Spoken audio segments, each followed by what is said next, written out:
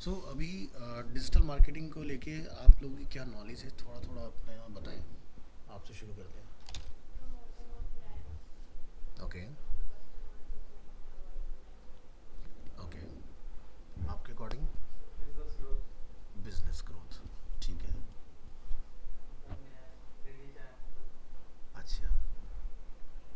फिर भी social media तो चलाते होगे। हाँ, तो थोड़ा बहुत बताओ। ठीक है। ठीक है। और आपके अकॉर्डिंग।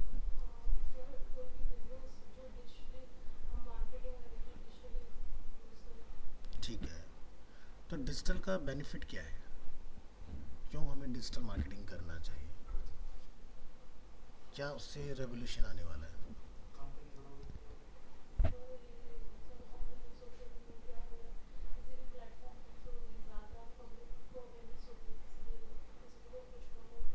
हाँ। ओके। ओके। सो दो तरह की मार्केटिंग होती है। एक है ट्रेडिशनल मार्केटिंग, जो अभी तक हम लोग अपने सराउंडिंग्स में देखते आ रहे हैं। लाइक कहीं पर आप देखते हैं रोड साइड पर आपको कोई यूनिपोल वगैरह दिखाई देता है, या आपको कहीं पर कोई किसोक दिखाई देता है। लाइक गवर्नमेंट का कहीं भी जैसे आप देखो ना, जहाँ पर आपको कुछ भी साइट मिलती है, तो वहाँ पर एक एरिया अवेलेबल होता है फॉर एडवर्टीजमेंट। जैसे आप मेट्रो में आते हो, तो मेट्रो में देखते हो आप जहाँ बैठते हैं सीट्स के ऊपर, या जहाँ पर आप हैंडल्स बार होते हैं, वहाँ पर हर जगह पर उन्होंने ब्रांडिंग के लिए कुछ ना कुछ स्पेस छोड़ा होता है, सो दैट कि जब लोग मूव करें एक जगह से दूसरी जगह के लिए, ए पॉइंट से बी पॉइंट के लिए, तो वहाँ पर उन्हें कुछ डिस्प्ले कराया जाए, सो दैट कि अवेयरनेस क्रिएट हो। अब डिपेंड करता है कि किसी को अवेयरनेस कराना है, किसी को सेल्स जनरेट कराना है। अल्टीमेटली गोल सबका सेल्स ही है। एक होता है कि किसी को डायरेक्ट मुझे बेचना है, एक है मुझे किसी को इनडायरेक्टली सेल करना है। देखो, डायरेक्ट सेल का एग्जांपल ऐसा होता है कि डायरेक्ट सेल बहुत रेयर काम करता है, जनरली लोग कन्विंस नहीं होते हैं। एग्जांपल के तौर पर ऐसा समझो कि आप अगर बस में ट्रैवल करते हो, ट्रेन में ट्रैवल करते हो, तो आप देखते हो कहीं ना कहीं किसी न किसी स्टेशन से कोई चढ़ता है बंदा, और आपको कोई ना कोई प्रोडक्ट आपको मार्केट करता है कि भाई ये एक पेन बाम है, इसको लगा लो तो आपको रास्ते में जो सिकनेस है वो सब नहीं होगा, है ना। और बहुत सारे लोग खरीदते हैं, बहुत सारे लोग नहीं खरीदते, भाई पता नहीं क्या है क्या नहीं है। ऐसा ना हो कि पता चला मैंने लगाया, मैं उसके बाद में फेंट हो गया, सारा सामान लेके कोई निकल गया वहाँ से, है ना। बहुत सारी चीज़ें तो नहीं होते ना कन्विंस। ये एग्जांपल के लिए ऐसा सोचो कि आप यहाँ बैठे हो और मैं डोर खोल के रूम में एंटर होता हूँ, मैं बोलता हूँ लो जी ये एक आईफोन है और मैं आपको 20,000 रुपये में दे रहा हूँ और ये प्रो मैक्स है। तो आपके मन में दो चीज़ें आएंगी। पहला चीज़ कि चोरी का तो नहीं है ना। दूसरा चीज़ ये कि यार डील तो अच्छी है, ले लेना चाहिए कि नहीं। और ले लिया तो पता चला कि वर्किंग है कि नहीं, है ना। और वर्किंग है भी तो बैटरी की लाइफ क्या है क्या नहीं है। सो आप डिसीजन नहीं ले पाओगे, है ना। तो इनडायरेक्ट और डायरेक्ट मार्केटिंग ना कुछ इस तरह से अफेक्ट करती है मार्केट को। तो डायरेक्ट मार्केटिंग हर जगह काम नहीं करता है।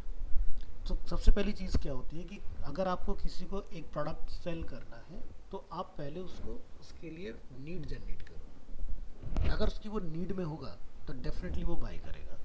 अगर वो उसकी नीड में नहीं होगा तो वो उसको बाय नहीं करेगा, है ना। तो एग्जाम्पल के तौर पर नीड्स क्या है हमारी। जैसे एग्जांपल के लिए ऐसा सोचो कि पुरानी टाइम का एक थोड़ा सा एग्जांपल लेते हैं। जैसे कहते हैं ना, रोटी कपड़ा और मकान, हर किसी बंदे को आज के डेट में चाहिए ही चाहिए। लेकिन मॉडर्न उसमें एक नई नेसेसिटी ऐड हो गई है, सेल फोन।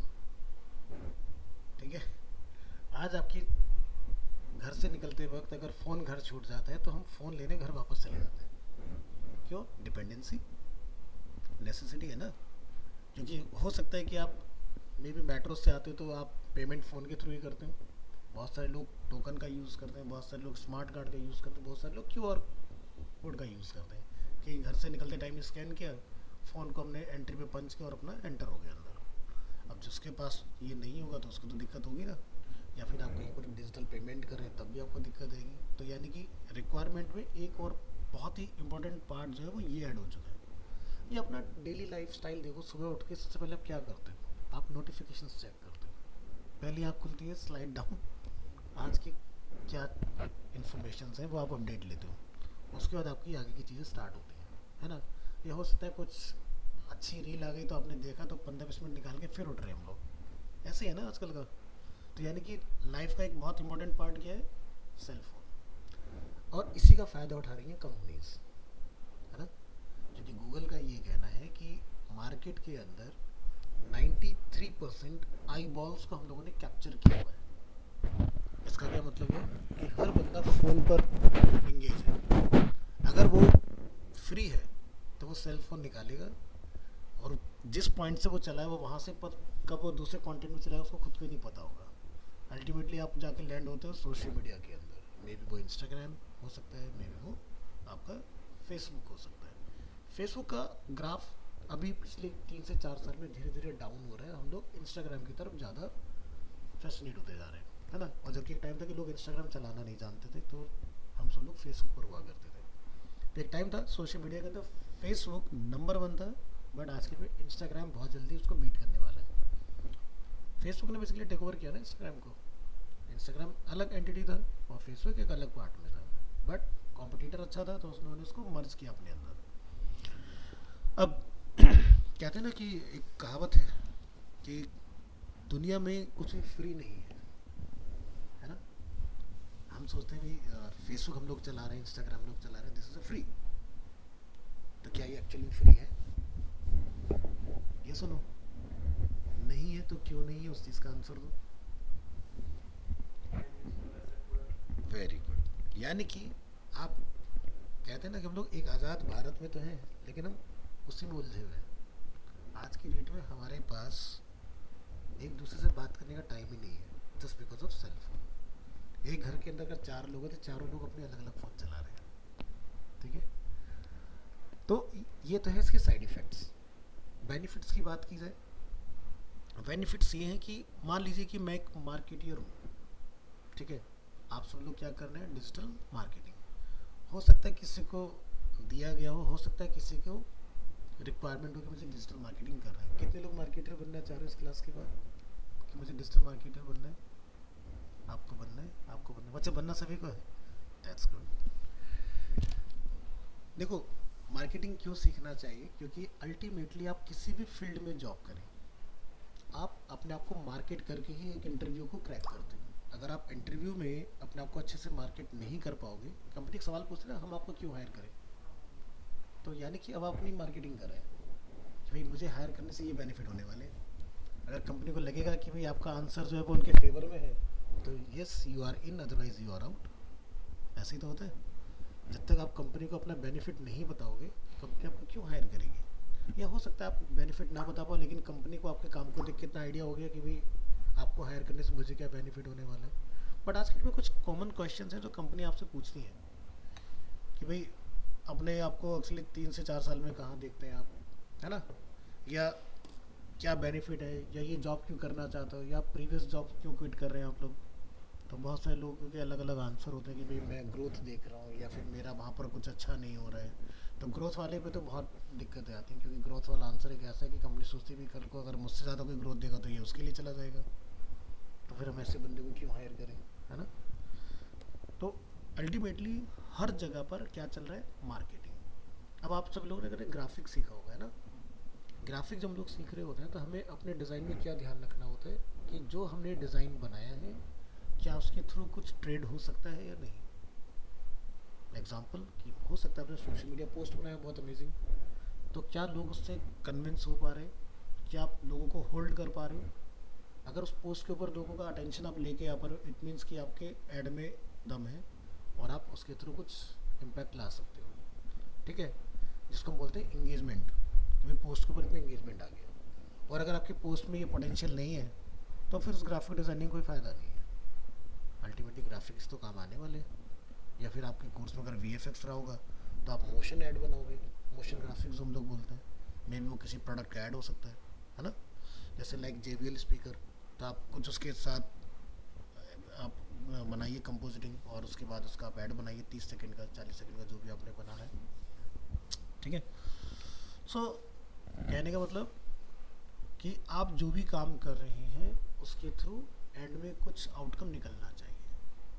जैसे यार ग्राफिक में बहुत सारे स्टूडेंट्स क्या मिस्टेक कर रहे होते हैं, हम लोग ना इफेक्ट्स ट्राई कर रहे होते हैं बनाने का, लाइक जैसे बैकग्राउंड में कुछ इफेक्ट लगाया या हमने फायर इफेक्ट बना लिया, हमने वाटर इफेक्ट क्रिएट किया। इसका कोई फ़ायदा नहीं है। आप सिर्फ उतना कीजिए जिसका आपको बेसिकली बेनिफिट मिले आगे जाके। देखो आप ग्राफिक डिज़ाइनर हो तो आपकी कहीं ना कहीं जो जॉब होगी वो किसी एड एजेंसी में होगी या पब्लिशिंग हाउस के अंदर होगी या प्रिंट एजेंसी में होगी आपकी। ठीक है, एड एजेंसी के अंदर होगी तो आप सोशल मीडिया पोस्ट बनाएंगे तो सीधी सी बात है उसको एडवर्टीजमेंट के लिए यूज़ किया जाएगा, यानी कि उसके थ्रू लोगों को इंटरेक्ट किया जाएगा कि भाई ये हमारा एक पोस्ट है, ये प्रोडक्ट है, ये हमारा सर्विस है, और लोग उसके ऊपर इंगेज होते हैं आपके। तो ऐड देखते हो यार आप लोग या नहीं देखते हो टीवी वगैरह के ऊपर?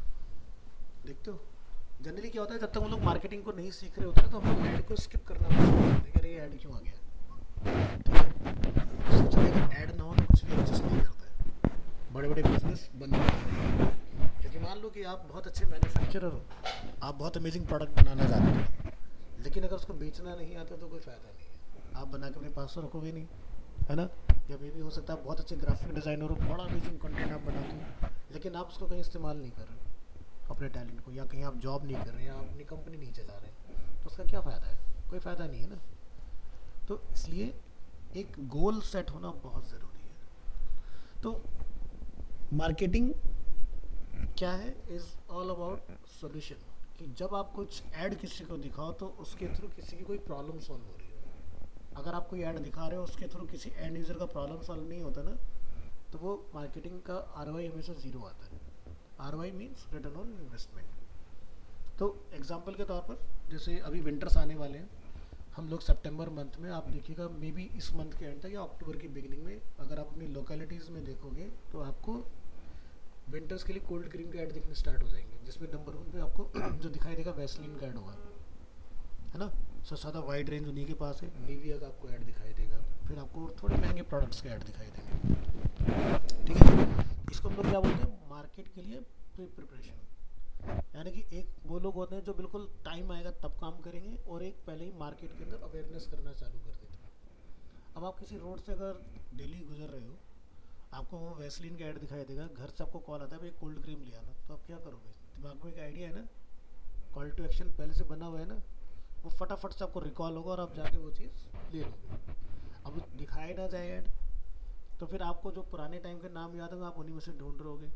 एग्जाम्पल के लिए पॉन्ड्स का आपने कुछ ढूंढ लिया, एग्जाम्पल के लिए निविया में देख लिया, या हमने वैसलीन में देखा, या कोई XYZ कंपनी हमारे पास अवेलेबल होगी। ठीक है, सो जब भी कोई हम लोग ऐड बना रहे हैं, सो उससे क्या करना है, हमने किसी एंड यूज़र का, यानी कि जो कंज्यूमर है उसका कोई प्रॉब्लम सॉल्व होना चाहिए।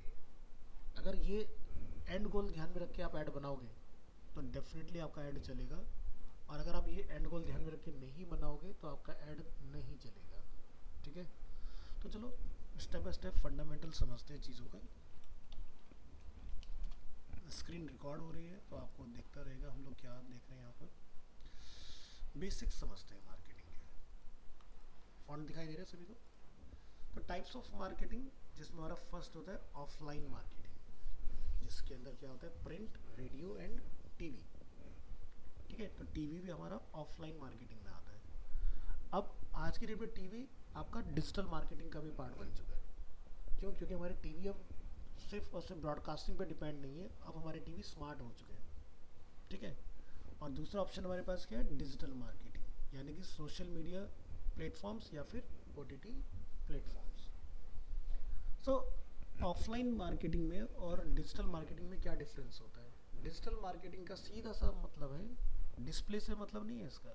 इसका मतलब ये है, इसका डिपेंडेंसी जो है वो ये है, ओवर द इंटरनेट जो भी आप एड्स देख रहे हैं that is a digital marketing. TV पर अगर आपको कोई ऐड आ रहा है तो वो इलेक्ट्रॉनिक मीडिया का पार्ट है। ठीक है, लेकिन अगर उसमें नेट आ गया तो फिर वो आपका डिजिटल हो गया। ठीक है, तो जैसे आप लोग थिएटर मूवी देखने जाते हो तो इंटरमिशन में आप देखते हैं एडवर्टीजमेंट दिखाए जाते हैं आपको, तो वो हाइपर लोकल में आते हैं। ठीक है, वो भी आपका ऑफलाइन का ही एक पार्ट है। तो प्रिंट, रेडियो, टीवी ये सब हमारे किस में आते हैं, ऑफलाइन। और social media platforms and OTT over the top जो हम लोग देखते हैं, नेटफ्लिक्स वगैरह, हॉटस्टार, अमेजोन प्राइम, ये सब आपके OTT के सेगमेंट में आते हैं। तो डिज्नी हॉटस्टार के 2 प्लान आते हैं, एक देखते हो आप जो बहुत रीजनेबल सा होता है 400-500 रुपये का, और एक आता है आपका जो 1000 समथिंग रुपीज़ का होता है, 1000 या 1200 समथिंग होता है जिसमें आपका कोई ऐड नहीं आता है ना। तो अगर आप हायर अमाउंट पे करते हो तो आपके कंटेंट में कोई भी ऐड नहीं होगा, और अगर आप एक मिडिल अमाउंट को पे करते हो तो फिर आपको एडवर्टीजमेंट फेस करने पड़ेंगे उसके अंदर। ठीक है। सो मार्केटिंग क्या है? Marketing is about identifying and meeting human and social needs with some profit. तो अगर आपकी मार्केटिंग के अंदर ये दो चीज़ें हैं कि आपने एक एंड यूज़र की प्रॉब्लम को आइडेंटिफाई किया और उसका सोल्यूशन आपने उसके ऐड के थ्रू दे दिया, तो आपका मार्केटिंग सक्सेसफुल है। सो मार्केटिंग के प्रोसेस क्या क्या होते हैं? प्रोसेस में जैसे कि sales, promotions, advertising, public relations, जिसको बोलते हैं PR in short, direct selling and personal selling. ये सब हमारे ब्रेक पॉइंट है मार्केटिंग के प्रोसेस के। हर जगह पर एक जैसा प्रोसेस यूज़ नहीं होता है। अभी जो आप ये कंटेंट पढ़ रहे हो ये डिजिटल मार्केटिंग नहीं है, मार्केटिंग का क्या है? बेसिक्स। यानी कि अगर आप पीजीडीएम वगैरह अगर पढ़ोगे तो आप ये कंटेंट पढ़ोगे, है ना। मार्केटिंग का हम लोग पूरा ग्रेजुएशन करते हैं। सो टाइप्स ऑफ मार्केटिंग की अगर हम लोग बात करते हैं तो इसमें क्या आता है? फर्स्ट B2C, जिसको हम बोलते हैं बिजनेस टू कंज्यूमर, यानी कि गुड्स जो भी है आपका या सर्विस जो है वो डायरेक्टली एंड यूज़र कंज्यूम कर रहा है, कोई मिडिल मैन नहीं है उसके अंदर। दूसरा क्या है? B2B, बिजनेस टू बिजनेस, यानी कि मैं एक बिजनेस पर्सन हूँ, एक मेरा जो प्रोडक्ट या गुड्स जो है वो किसी दूसरे बिजनेस मैन के पास जा रहा है, देन वहाँ से वो असेंबल होकर वो एंड यूज़र तक पहुँच रहा है। जैसे एग्जांपल्स के लिए आप कार खरीदने जाते हो, लाइक हुंडई की हमने क्रेटा खरीदी फॉर एग्जांपल, तो हुंडई की जो हम लोग क्रेटा घर लेके आ रहे हैं, उस क्रेटा के सारे कंपोनेंट्स क्रेटा नहीं बनाती। एक क्रेटा की में अगर आप देखो तो विंडशील्ड होती है, ग्लास, ग्लास को हो सकता है मोबिस कंपनी बना रही हो, है ना। अलग अलग कंपनी होती है, प्रामल कंपनी हो सकती है जो उसके लिए ग्लास बना रही है, तो अलग अलग कंपनीज है।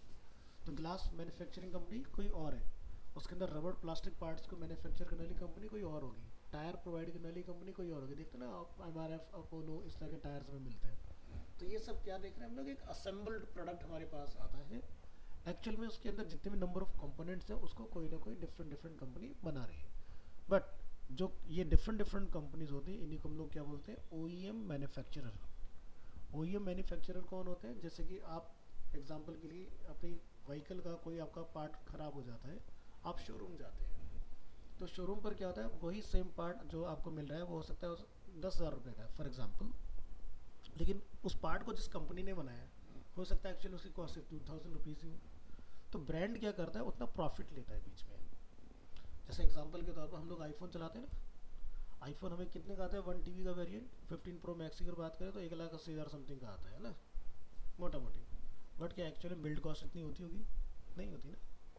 हमें हमेशा दिखा देता है एक चीज़ जो कि प्राइस के साथ लिखा होता है, which is MRP, maximum retail price inclusive all taxes. But जहाँ वो बना होगा ना वहाँ पर उसका कॉस्ट ये नहीं होगा। आईफोन की जो कॉस्ट होती है 25-30 हज़ार रुपये होती है सर। तो इतना महंगा हम लोग क्या पे कर रहे हैं? आप ब्रांड पे कर रहे हो, यानी कि जो ट्रस्ट आप खरीद के ला रहे हो आप उस चीज़ का पैसा पे करते हो, प्लस उसके अंदर जो आप OS खरीद रहे हैं, ठीक है, उसका आप पेमेंट करके आते हो। क्योंकि iOS जब आप लेते हैं तो आप उसका चार्ज भी साथ में पे करते हैं, वो फ्री नहीं होता फ़ोन के साथ। फ़ोन की कॉस्ट प्लस आप उसके अंदर जो ऑपरेटिंग सिस्टम यूज़ करें उसकी कॉस्ट भी आप पे करते हो। एंड्रॉयड के अंदर OS फ्री होता है, क्योंकि जब हमें कोई चीज़ फ्री मिलती है तो हम उसमें किसी को कुछ शेयर देते हैं। जैसे आईफोन में ऐड नहीं आते, एंड्रॉयड में ऐड आते हैं। नोटिस किया कभी? एप्पल में एड्स आपको नहीं मिलेंगे कि कोई आप चला रहे हो बीच में ऐड आ रहा है, एंड्रॉयड में आएगा। क्यों? क्योंकि आपने फ्री लिया है ना। देखिए एंड्रॉयड एप्पल से महंगा होता है, बट उन्होंने क्या करा, जो उसका ऑपरेटिंग सिस्टम वो फ्री दिया है आपको, मैन्युफैक्चरर को भी और आपको भी। उसका कोई चार्ज या कोई उन्होंने कॉस्ट आपसे नहीं लिया। तो गूगल के पास क्या अधिकार आ गया कि मैं आपको एडवर्टीजमेंट दिखाऊंगा, मुझे रोक नहीं पाएंगे उसके अंदर ऐड दिखाने के लिए। ठीक है। तो इस वजह से गूगल का जो रीच है वो ज़्यादा बन जाता है मार्केट के अंदर। और ये आप मान के चलिए कि इतना बड़ा मार्केट बन चुका है पिछले 24 साल में, क्योंकि 2020 में गूगल ने इंट्रोड्यूस किया था इसको। जो आज आप 2024 में सीख रहे हैं ना, ये आपके जन्म से भी पहले का है एडवर्ड्स। और गूगल को ये पता था फ्यूचर की आने वाला वक्त जो होगा वो डिजिटल मार्केटिंग का होगा। यानी कि आपको अगर किसी प्रोडक्ट को मार्केट करना है तो आपको घर घर डोर टू डोर जाने की ज़रूरत नहीं है, आप घर के सीधे अंदर पहुँचिए, बंदे के हाथ में, उसकी पॉकेट में, या अगर वो स्क्रीन चला रहा है तो आप उसके सामने एकदम अपीयर हो जाएंगे जाके। तो देखा होगा ना, दो तरह के हमारे प्लेटफॉर्म्स है, एक है गूगल एडवर्ड्स, दूसरा क्या है? Social media. Social media marketing किस पे चलता है? टोटल आपके इंटरेस्ट के ऊपर, कि आप क्या देखना पसंद करते हैं। एग्जांपल, आप फेसबुक देख रहे हो या इंस्टाग्राम देख रहे हो, आपने कपिल शर्मा का एक रील देख लिया, पूरा देख लो। देखना 2 से 3 मिनट के बाद में आपको फिर उसी तरह के कंटेंट आने स्टार्ट हो जाएंगे। तो ये क्या हुआ? Interest based. यानी कि एल्गोरिदम्स जो हैं वो ये ट्रेस कर रहे हैं कि आपका इंटरेस्ट ऑफ फील्ड क्या है। आप अपना इंटरेस्ट ऑफ फील्ड चेंज करो, अगली 2 से 3 रील आप स्किप कर दीजिए। फिर उसके बाद आप कोई दूसरा कंटेंट देखना स्टार्ट करो, लाइक एनिमेशन, वीएफएक्स से रिलेटेड। अब आप देखेंगे तो आपको उससे रिलेटेड कंटेंट आना स्टार्ट हो जाएगा। यानी कि वो तुरंत ये समझ जाता है कि बंदे का इंटरेस्ट है क्या, या फिर आपका जो कंटेंट होगा मिक्स हो जाएगा, आपको दोनों तरह के कंटेंट दिखाई दे रहे होंगे। तो सोशल मीडिया अगर आप यूज़ करते हैं तो आप उसको अपने बेनिफिट्स के लिए यूज़ कीजिए, क्योंकि आज के डेट में बहुत सारे कंटेंट क्रिएटर्स हैं जो आपके ही फील्ड से रिलेटेड कंटेंट वहाँ पर रील्स बना के पब्लिश करते हैं, या फिर एआई कंटेंट वगैरह के ऊपर रील बना के पब्लिश करते हैं वहाँ पर। सो जैसा इंटरेस्ट होगा वैसे आपको कंटेंट दिखाई देगा, और उन्हीं के इन बिटवीन आपको एडवर्टीजमेंट्स दिखाई जाते हैं। ठीक है। तो आपने नोटिस किया होगा, जैसे आप अमेज़ोन पर जाते हो या फ्लिपकार्ट पर आप जाते हो, आपने कोई प्रोडक्ट देखा, उसको अपने कार्ट में ऐड किया, लेकिन आपने चेकआउट नहीं किया, कार्ट में ही रह गया। तो उसके बाद क्या होता है, आपको मे बी नेक्स्ट डे से आपको जहाँ भी आप जाते हो जिस वेबसाइट पर, वहाँ पर आपको प्रोडक्ट दिखना स्टार्ट हो जाता है। यानी कि इसको बोलते हैं रीटारगेटिंग और रीमार्केटिंग। हम आपको टारगेट करेंगे पिक्सल्स के थ्रू कि भाई आप कहाँ कहाँ जा रहे हैं। आपने कोई प्रोडक्ट अगर देखा तो इट मीन्स कि कहीं ना कहीं इंटरेस्ट होगा आपका। तो हम आपको 15 दिन तक कम से कम ट्रैक करेंगे, जब तक आप उसको खरीद ना लें। उसके बाद फिर हम लोग छोड़ देते हैं उस चीज़ को कि भाई बंदे का इंटरेस्ट नहीं है। क्योंकि कई बार ऐसा होता है कि हम लोग जस्ट प्राइस चेकआउट करने के लिए जाते हैं। कई बार ऐसा होता है कि हम लोग जेनुअली खरीदना चाहते हैं, लेकिन वो चीज़ हमारे बजट से बाहर है, तो आप लेटर ऑन के ऊपर उसको छोड़ देते हैं, बाद में देखेंगे। ठीक है। या जैसे आपने देखा होगा कि जीमेल के अंदर आपको फ्लिपकार्ट का एक मेल आया होता है पर्सनलाइज्ड, कि वो आपको बोलता है कि भाई आपका कार्ट में कुछ अमाउंट जो कंटेंट है वो पेंडिंग पड़ा हुआ है, उसको चेकआउट करिए वहाँ से। ठीक है। या फिर कई बार आपके पास फ्लिपकार्ट से कॉल भी आता है, अगर आप फ्रिक्वेंट बायर हैं, कि भी आपका हफ्ते भर हो गया, कोई कार्ट के अंदर आइटम है जो कि 20-30 हज़ार रुपये का है, तो आपके पास डेडिकेटेड कॉल आ जाएगा। वो बोलेंगे कि सर बताइए आपने कार्ट में कुछ ऐड किया था, चेकआउट नहीं किया, क्या कन्फ्यूज़न है, तो आपको गाइड करने के लिए कॉल आता है वहाँ से। तो वो डिपेंड करता है, कॉल्स उन्हीं के पास आता है जो बहुत ज़्यादा फ्रिक्वेंट बाइंग करते हैं वहाँ से। उनके लिए नहीं आता जो महीने में एक बार कर रहे हैं। जो रेगुलर है उनके लिए डेडिकेटेड उनके बंदे अवेलेबल होते हैं। तो बी टू बी और बी टू सी समझ में आया? ठीक है। तो बहुत सारी चीज़ें हैं जो बी टू बी में चलती हैं, बहुत सारी चीज़ें ऐसी हैं जो बी टू सी में चलती हैं। ठीक है। तो बी टू सी मतलब डायरेक्ट मैंने कुछ चीज़ बनाया और एंड यूज़र तक डिलीवर हो गया। कुछ चीज़ें ऐसी हैं जो मैन्युफैक्चरिंग मैंने की है, लेकिन वो डिस्ट्रीब्यूटर के पास जाती हैं, फिर वहाँ से फिर वो रिटेलर के पास जाती है, फिर वहाँ से फिर वो आप तक पहुँचती हैं। जैसे एग्जांपल के लिए आप अपने घर में सुबह ब्रेड बटर यूज़ करते हो, तो डायरेक्ट जहाँ से मैन्युफैक्चर आपके पास थोड़ी ना आता है, उसके बीच में एक सप्लाई चेन है। तो यानी कि वहाँ पर बी टू बी वाला सिस्टम हो गया। अब हार्वेस्ट एक ब्रेड बना रहा है, ठीक है, तो वो आपके घर तक डिलीवर नहीं कर रहा है, वो डीलर डिस्ट्रीब्यूटर ढूंढता है, वो फिर रिटेलर तक जाता है, फिर उसके बाद रिटेलर से आप जाते शॉप से खरीद के लेकर आते हैं, फिर आप ब्लिंकिट कर लेते हो एग्जाम्पल के तौर पर। फिर क्या था हमारा ग्लोबल मार्केट्स। ठीक है। ग्लोबल मार्केट्स यानी कि हम लोग जैसे इंडिया में हैं और हम अपना बाहर के मार्केट के अंदर अपना कोई यहाँ से सर्विसेज या प्रोडक्ट्स सेल करते हैं। फिर क्या है, गवर्नमेंट मार्केट्स या फिर एनजीओज जो होते हैं आपके। तो ये सब क्या है, हमारे डिफरेंट टाइप्स ऑफ मार्केटिंग के स्कोप से। ठीक है। अब इनके अंदर निकल के आते हैं फिर एंटिटीज, कि आप किन किन चीज़ों को मार्केट कर सकते हो। तो पहला क्या है हमारे पास, गुड्स। गुड्स के अंदर जैसे कि आपका फूड प्रोडक्ट्स, ठीक है, टेलीविज़न, मशीन्स, कार्स एट्सेट्रा, इन सभी चीज़ों को हम लोग मार्केट कर सकते हैं, इनका हम लोग ऐड रन कर सकते हैं इजीली, है ना। फिर आती है सर्विसेज। जैसे कि डॉक्टर्स के पास आप जाते हैं ट्रीटमेंट के लिए, तो रिटर्न में आप वहाँ से कुछ लेके आते हो नहीं ना, सिर्फ आप सर्विस अवेल करके आते हो, कुछ फिजिकल फॉर्म में वहाँ से आप लेके नहीं आते हैं, है ना। लॉयर के पास आप जाते हैं, या बैंकर के पास जाते हैं, या आईटी प्रोफेशनल्स, या रिपेयर्स, या फिर इंटरनेट सर्विस अगर आप ले रहे हैं, तो इंटरनेट सर्विस को आप एक्सपीरियंस करते हैं बट उसका फिजिकल फॉर्म में नहीं देखते हैं, है ना। तो जो चीज़ फिजिकल फॉर्म में अवेलेबल नहीं होती है उसको हम लोग क्या बोलते हैं, सर्विसेज। जैसे आप अगर अरीना जा रहे हो तो यहाँ से आप कुछ हार्ड फॉर्म में कुछ लेके थोड़ी ना जा रहे हैं, आप बस एक नॉलेज लेके जा रहे हैं, तो ये क्या हुआ, एक सर्विस हुआ हमारी तरफ से। नेक्स्ट क्या है, इवेंट्स। जैसे कि trade show, business trade show, music concerts हो रहे हैं, डांस कंसर्ट्स हो रहे हैं, artist, fashion show, sports events, तो ये सब आपके इवेंट भी मार्केट किए जाते हैं। जैसे देखते हो ना अपने गुड़गांव के अंदर जनरली उसके ऊपर रेसलिंग वगैरह के ऊपर होते हैं आपके, पिछले कुछ टाइम से स्टार्ट हुआ है। तो उसका भी यहाँ पर आपको होता है, जैसे मान लो एग्जांपल के तौर पर कोई म्यूजिक कंसर्ट हो रहा है आपका जवाहरलाल नेहरू स्टेडियम में, श्रेया घोषाल आ रहे हैं वहाँ पर लाइव कंसर्ट है उनका। तो क्या होगा, बुक माई शो पे उसके टिकट्स अवेलेबल कर दिए जाते हैं। तो यानी कि मार्केट किया जा रहा है ना, तभी तो लोग वहाँ से आके खरीदेंगे। नहीं तो आज की डेट में बुक माई शो कौन चलाता है? कोई नहीं चलाता है ना। क्योंकि आज की डेट में आप अगर फ़ोन पे चलाते हो तो वहाँ से मूवी की टिकटें बुक हो जाती हैं, अगर आप पेटीएम चलाते हैं वहाँ से मूवी की टिकटें बुक हो जाती हैं। अब बुक माई शो पर कोई नहीं जाता है। एक्सपीरियंसेस जैसे कि theme park, water park, Disneyland, trekking, camp और माउंट एवरेस्ट।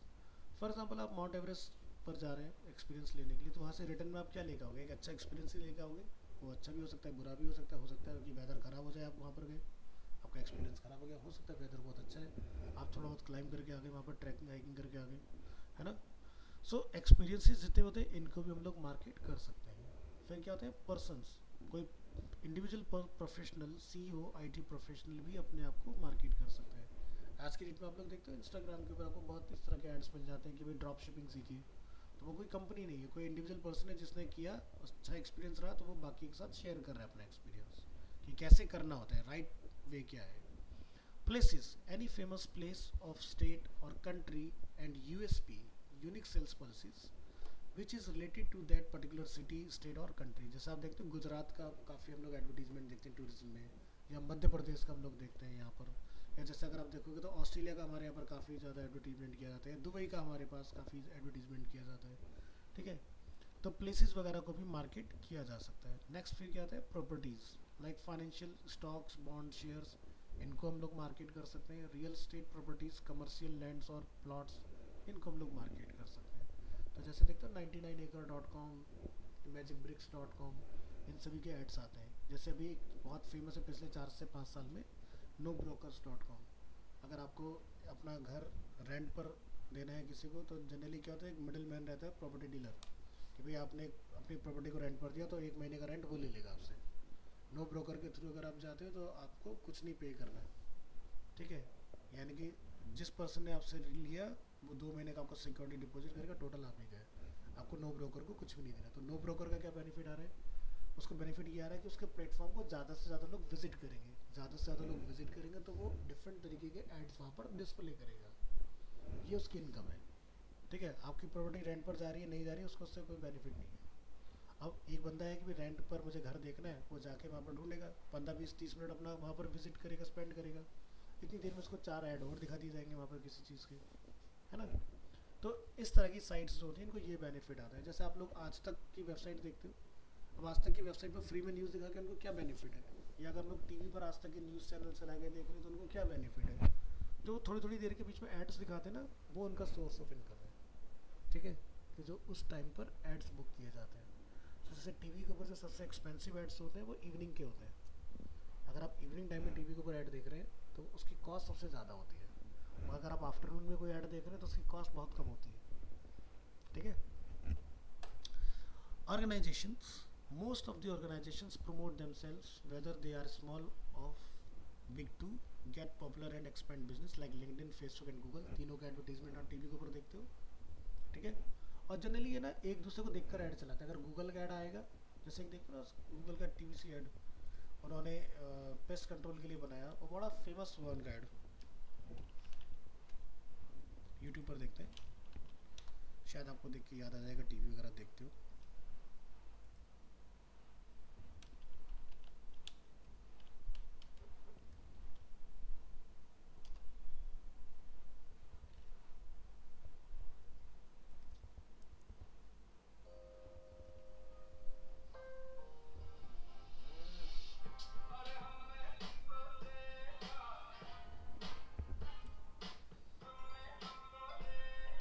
जहां उनकी नजर हो, आप वही नजर आओ विद गूगल एड्स।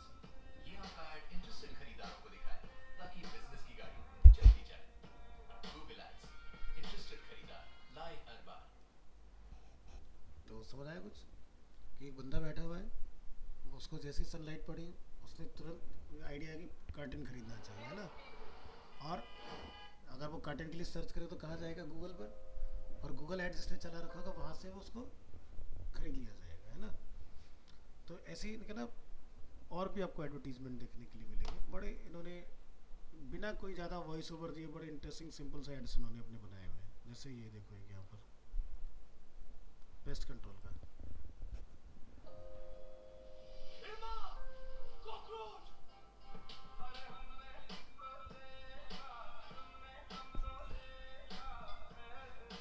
जहां उनकी नजर हो आप वहीं नजर आओ विद गूगल एड्स। ये आपका ऐड इंटरेस्टेड खरीदारों को दिखाए ताकि बिजनेस की गाड़ी चलती जाए। गूगल एड्स, इंटरेस्टेड खरीदार लाए हर बार। ऐसे बहुत सारे एग्जांपल्स आपको मिल जाएंगे। ठीक है, तो आप किस चीज़ में अपना इंटरेस्ट शो कर रहे हैं आपको वही चीज़ दिखाई जाती है इंटरनेट के थ्रू।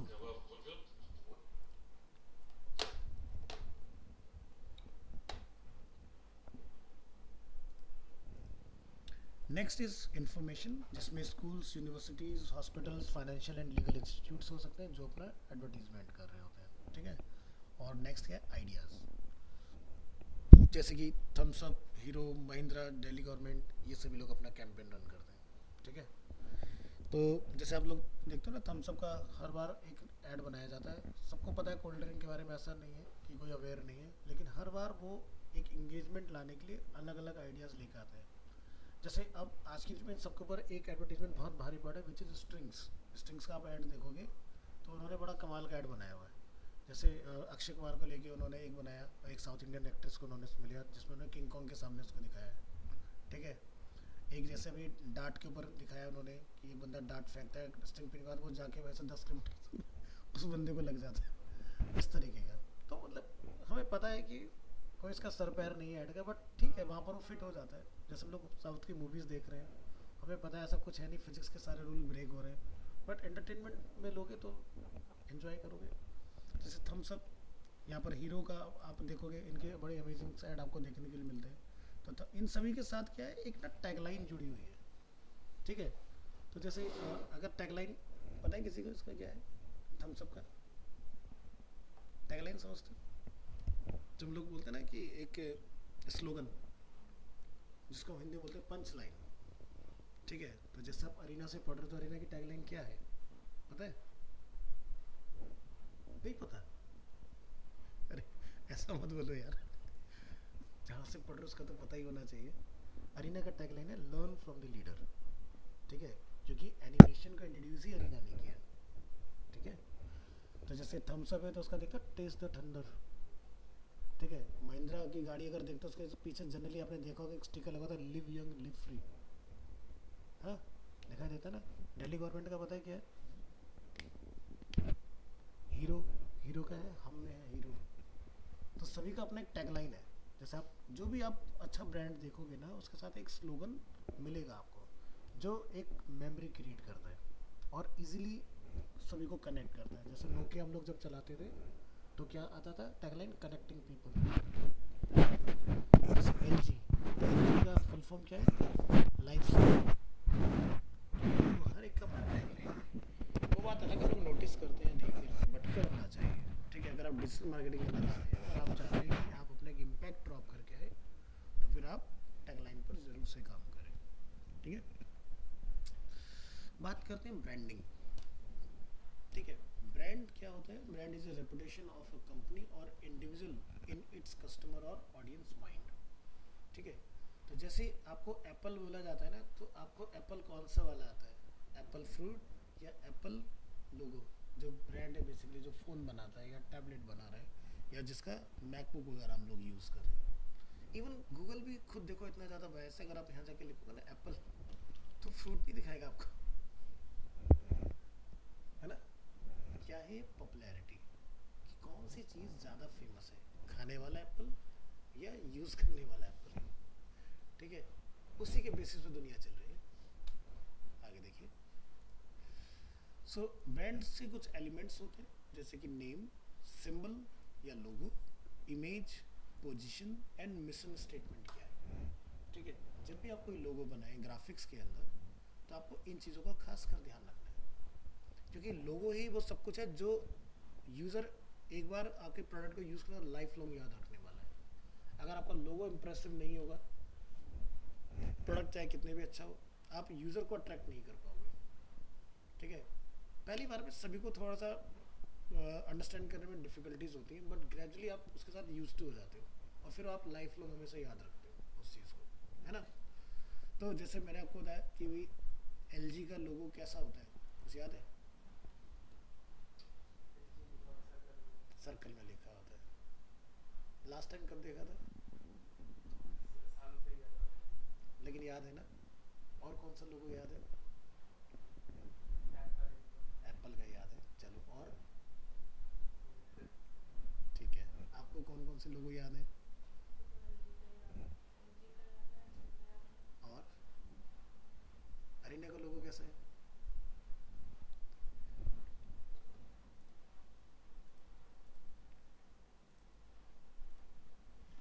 लोगो डिजाइनिंग की क्लासेस हुई थी आपकी? अरीना में कोई क्लास नहीं लोगो डिजाइनिंग की? अभी तो आपका आई थिंक स्टार्ट ही हुआ है ना आपका।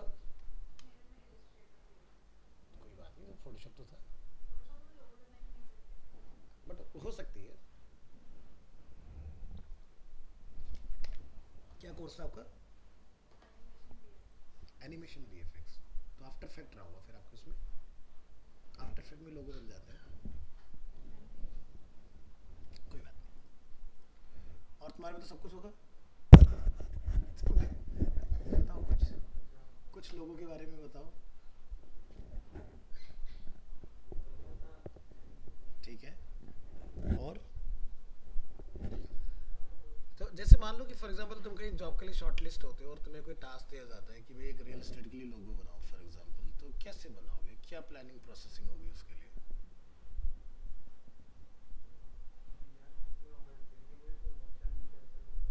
नहीं, इलस्ट्रेटर में स्टैटिक बनाना है पहले, मोशन बाद में करेंगे। ठीक है, नहीं बनाएंगे क्या, मतलब मैं ये जानना चाह रहा हूँ क्या आइडियोलॉजी क्या होगी उसके पीछे? यूनिक को कैसे आइडेंटिफाई करोगे?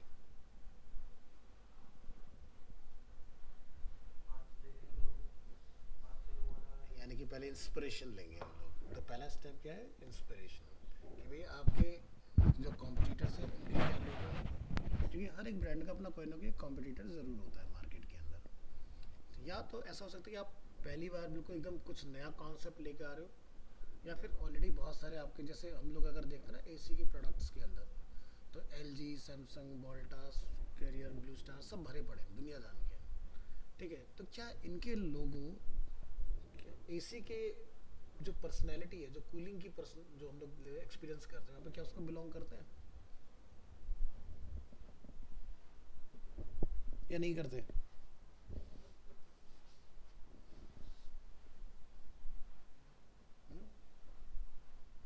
जितने भी आपने एसी के ऊपर ब्रांडिंग लिखी देखी वो किस कलर में होती है? समझ आया? Blue, light blue. यानी कि जब भी हम लोग कहीं कूलिंग को दिखाते हैं तो हम लोग उसको लाइट ब्लू कलर में दिखा रहे होते हैं ना। जैसे एसी के वेंट से अगर हवा निकली तो ठंडी हवा को कैसे दिखाते हैं? आईसी कलर को बिलोंग करता है ना, ब्लू कलर जो होता है, ऐसे ही होता है ना। बट कायदे में देखा जाए तो बर्फ बिल्कुल ट्रांसपेरेंट होती है, बट जब हम लोग ग्लेशियर के फॉर्म में उसको देखते हैं एक साथ तो ब्लू कलर की दिखाई देती है, तो हमें वैसी नहीं दिखाई देती वो, क्योंकि एनवायरनमेंट का कलर उसमें जेल हो जाता है ना, स्काई का कलर। तो जनरली जब भी आप कहीं पर एसी का देखोगे ना, जो अच्छे ब्रांड ने लिखा है, समझा है उसके नेचर को, तो उन्होंने ब्लू कलर से लिखा उसको। ठीक है, जैसे पीछे देखो क्या लिखा है, ब्लू है ना। अब ऐसा नहीं कि ब्लू स्टार ना हो तो इसलिए ब्लू लिखा है इन्होंने, क्योंकि आप एसी प्रोडक्ट देख रहे हो इसलिए ब्लू स्टार है। ठीक है, जैसे कैरियर का एसी आता है, अगर आप उसका भी लोगो देखो तो ब्लू कलर से आपको दिखाई देगा। एसी प्रोडक्ट में 80% आपको ब्लू कलर ही देखने के लिए मिलेगा। तो लोगो बनाते वक्त हमें बहुत सारी चीज़ों का ध्यान रखना था। ऐसा नहीं कि मेरे को लाल कलर अच्छा लग रहा है तो मैं लाल लगा देता हूँ, नहीं होता ऐसा, क्योंकि लोगो ही है जो स्टोरी पोर्ट्रे कर रहे हैं आपकी। अगर आपका कलर कॉम्बिनेशन गलत है, आपकी टाइपोग्राफी गलत है, आपके आइकन सिंबल्स गलत है, आपका लोगो नहीं चलने वाला है। जैसे एग्जांपल के लिए एमआई का लोगो कैसा होता है, देखा एमआई का लोगो? बहुत सिंपल सा है, ऑरेंज कलर का, और उसमें एमआई लिखा होता है ना। एमआई का जो लोगो है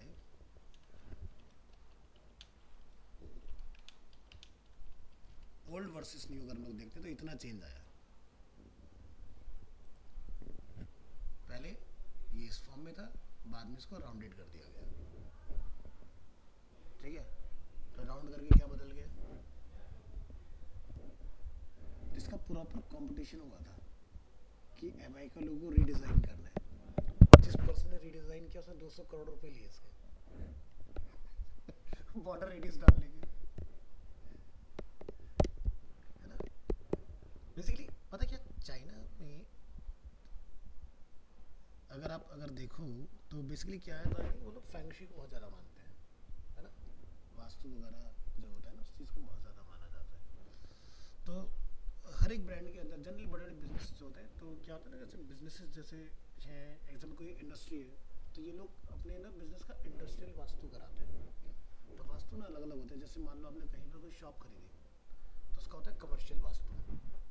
अगर आपने घर लिया तो उसका होता है रेजिडेंशियल वास्तु। और अगर आपने कोई फैक्ट्री सेटअप की है तो उसका होता है इंडस्ट्रियल वास्तु, कि भाई कौन सी मशीन किस डायरेक्शन में लगाएं जिससे ज़्यादा प्रोडक्टिविटी है। अब जो नहीं मानते वो कहीं भी लगा लो, जो मानते हैं तो वो डायरेक्शंस का बहुत ज़्यादा ख्याल रखते हैं। जैसे आज के डेट में बड़े बड़े अगर आप घर देखोगे जो बिल्डर्स बनाते हैं, तो हम लोग क्या बोलते हैं, वास्तु कंप्लाइज, वास्तु फ्रेंडली। हमारा एंट्रेंस है, किचन हमारी वास्तु फ्रेंडली, टॉयलेट हमारे वास्तु फ्रेंडली है। तो किचन और जो टॉयलेट होते हैं उसको हम लोग बहुत ज़्यादा क्यों उसके ऊपर फोकस करते हैं, क्योंकि यही राहु केतु है। और आपके ज़िंदगी के अंदर जो सबसे ज़्यादा उथल पुथल मचाते हैं यही दो एलिमेंट है। तो अगर ये गलत डायरेक्शन में होंगे सबसे ज़्यादा दिक्कतें परेशानी यहीं से आती है, समझ गए। तो चलो, तो यहाँ पर आप देखोगे, जैसे यहाँ पर आप देख रहे हैं कि कितने डॉलर बेसिकली इसके अंदर कंज्यूम है इसको यहाँ से राउंड करने में। अब अगर यही काम आपको दिया जाए कि भी एक लोगो आपको दे दिया जाए, उसको राउंड कर दो और 200 करोड़ रुपए मांग लो, उसके मांग पाओगे? कॉन्फिडेंस ही नहीं आएगा। अभी जैसे एग्जांपल कि आपके पास कोई फ्रीलांसिंग में काम आ जाए कि भाई आपको एक लोगो बनाना है, आप सीधे अपने मेंटर के पास जाओगे, सर ये काम है, कितने पैसे मांग लो उसके, होगा कि नहीं होगा? क्योंकि आप कॉस्ट एनालाइज नहीं कर पाओगे, है ना। तो कॉस्ट कैसे निकाली जाती है कंपनीज के अंदर, ये भी एक पूरा पर एक रूल होता है कि किस तरह से कॉस्ट डिसाइड की जाए। तो देखो, अगर आप एक फ्रीलांसर हो ना और आप एक कंपनी के अंदर बैठे हो, तो दोनों जगह पर कॉस्ट में बहुत डिफरेंस आ जाएगा। जैसे एक मोबाइल एप्लीकेशन डेवलपमेंट का काम एक कंपनी के पास आता है, उसको एक फ्रीलांसर बनाता है, कंपनी बना के देगी एग्जांपल के लिए 10 लाख में, फ्रीलांसर उसको 1 लाख में बना देगा। तो जो पैसा दे रहा है वो तो ये सोचेगा ना मेरे 9 लाख रुपए बच जाएं। लेकिन बड़े ब्रांड कभी भी फ्रीलांसर को काम नहीं देते। क्यों? क्योंकि फ्रीलांसर मन मर्जी होता है, उसका मन किया टाइम पर दे देगा, उसका मन किया वैसे पैसे लेके गायब हो जाए, जी वो तो है ही नहीं दुनिया में। तो कहाँ ढूंढूंगा मैं उसको?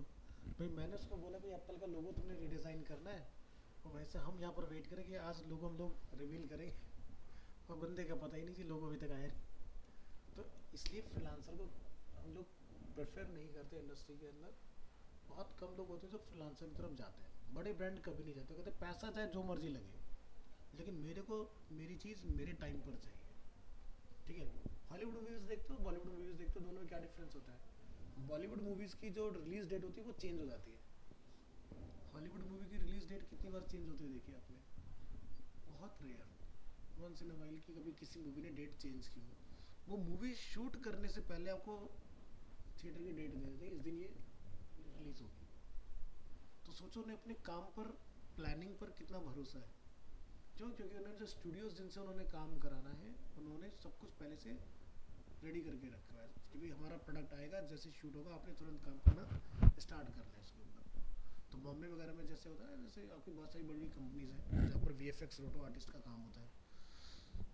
एक मूवी के लिए 200-300 लोग एक दिन में हायर होते हैं, तो सीधे बुलाओ और फटाफट से काम स्टार्ट करो। तो इतने लोगों का उनके पास बैकअप हमेशा रहता है,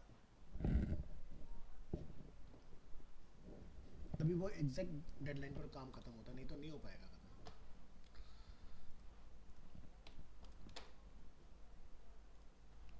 सो हमने यहाँ पर देखा ब्रांड एलिमेंट्स क्या हैं। बहुत सारे जो ब्रांड्स के आपको लोगो मिलेंगे वो सिर्फ नेम बेस्ड मिलेंगे आपको। कुछ आपको सिंबल बेस्ड मिलेंगे जिसको लोग लोगो बोलते हैं, मोनोग्राम जिसको हिंदी में हम लोग बोल देते हैं। थर्ड आपको मिलता है उसके अंदर इमेज बेस्ड लोगो। इमेज बेस्ड लोगो भी आपको बहुत सारे मिल जाएंगे। नेक्स्ट क्या है, पोजीशन, कि मार्केट में आपकी पोजीशन क्या है, रुतबा क्या है आपका। तो जब आप कोई लोगो बना रहे होते हैं तो इस चीज़ का बहुत ध्यान रखना है। और आपका मिशन स्टेटमेंट क्या है, कि आप उसके थ्रू क्या प्रॉब्लम सॉल्व कर रहे हो। ठीक है, तो लाइन आपकी स्लोगन जो बहुत ज़बरदस्त होना चाहिए। ठीक है, तो जैसे होता है टाइटन, तो टाइटन का हिंदी में उन्होंने एक बहुत बढ़िया बनाया, मैं समय से आगे चलता हूँ, हर घड़ी से 2 पल आगे। ये उनका स्लोगन है, थोड़ा बड़ा है पर बड़ा कैची है। वो लिख के कभी नहीं बोलते दिखाते उसको, वो बोल के ऐड में दिखाते हैं हमेशा। तो टाइटन का जब भी ऐड आएगा वो बड़ा कमाल का उन्होंने बनाया है, टाइम बीट के साथ, ज़बरदस्त। उसका इम्पैक्ट बहुत अच्छा है। सो बेनिफिट्स ऑफ ब्रांडिंग, क्योंकि ब्रांडिंग करने जाओगे तो क्या चाहिए लोगो। अब इसके बेनिफिट्स क्या है, ब्रांडिंग गेट रिकॉग्निशन, लोग रिकॉग्नाइज करते हैं, increase value of company, helps you stand out from the competition, create strong and loyal customer base, improve employees pride and satisfaction, branding supports advertising and sales as well।